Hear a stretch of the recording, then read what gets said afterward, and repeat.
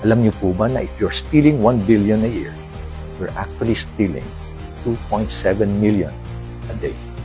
Ganito po ang itsura ng 2.7 million pesos.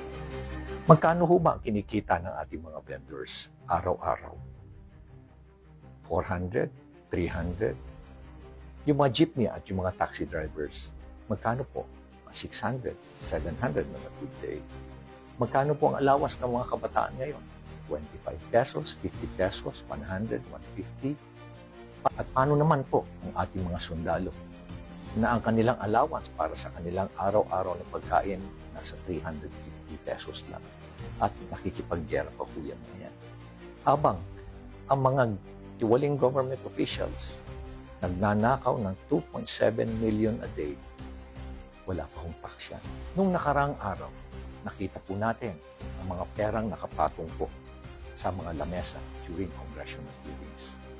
Para malaman po kayo at magkaroon kayo ng idea kung gaano po ang halaga nito. Sa 1 million, ganyan po ang itsura niya.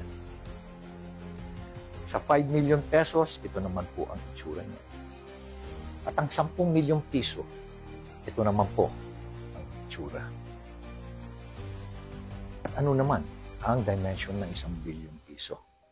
Pag in-stack mo ang 1,000 peso bills, 5 feet by 5 feet by 4 feet. At dito po malinaw ang ating paninindigan. Walang puwang ang katiwalian. Walang puwang ang pag-aaksaya.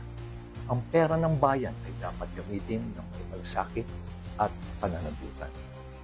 Maraming salamat po at muling sama-sama nating bantayan at pahalagaan